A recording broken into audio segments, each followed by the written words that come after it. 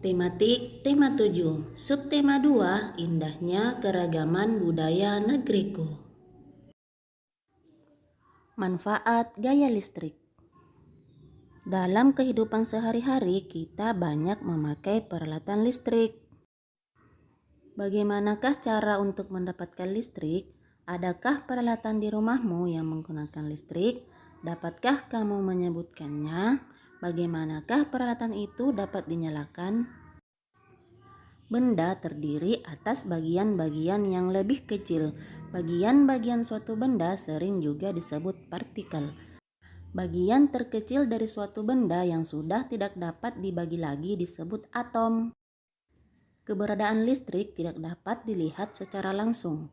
Adanya listrik dapat diketahui setelah berubah menjadi bentuk energi lain. Misalnya menjadi panas, cahaya, atau bunyi.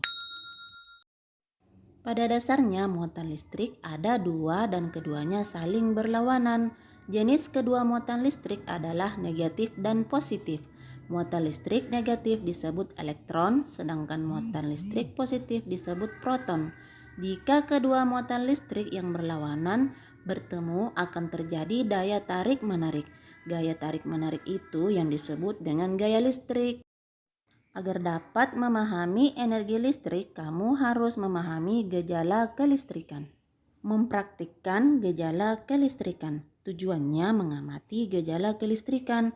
Alat dan bahan yang diperlukan adalah penggaris plastik, serpihan kertas, dan kain wol. Cara kerjanya, yang pertama, siapkan serpihan atau sobekan kertas. Makin kecil serpihan makin baik. Letakkan serpihan itu di atas meja. Yang kedua, sentuhkanlah ujung sebuah penggaris plastik ke serpihan tersebut. Adakah serpihan yang menempel? Yang ketiga, ulangi menyentuhkan penggaris tersebut, tetapi sebelumnya gosokkan berulang kali penggaris ke kain wol atau ke kain bajumu. Makin lama penggosokan makin bagus. Apakah yang terjadi pada serpihan kertas setelah disentuh penggaris yang digosok? Serpihan kertas akan menempel pada penggaris. Ini membuktikan bahwa penggaris bermuatan listrik. Muatan listrik itu berasal dari muatan listrik kain wol yang berpindah ke penggaris. Hal itu terjadi karena penggosokan berulang-ulang kali antara penggaris dan kain wol. Dengan demikian dapat dikatakan penggosokan dapat menimbulkan listrik. Gejala kelistrikan dapat kamu temukan ketika kamu mengenakan baju yang baru saja disetrika. Saat mengenakan baju itu, rambut-rambut di kulit lengan kita terasa berdiri. Hal ini disebabkan baju juga bermuatan listrik akibat digosok berulang kali oleh setrika. Ketika rambutmu didekatkan pada balon yang telah digosok kain, sejumlah elektron berpindah dari rambut ke balon. Akibatnya jumlah elektron pada balon bertambah. Balon menjadi bermuatan negatif. Perbedaan muatan pada balon menimbulkan gejala kelistrikan. Muatan pada balon bersifat diam atau statis.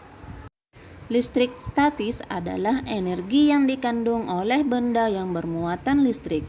Contohnya, penggaris yang digosok dengan kain wol, baju yang digosok berulang kali oleh setrika, dan balon yang sudah ditiup dan digosok kain. Listrik dinamis adalah listrik yang biasa bergerak. Cara untuk menghitung kuat arus pada listrik dinamis adalah membagi muatan listriknya dengan waktu, di mana satuan muatan listrik disebut coulomb dan satuan waktunya dipakai detik.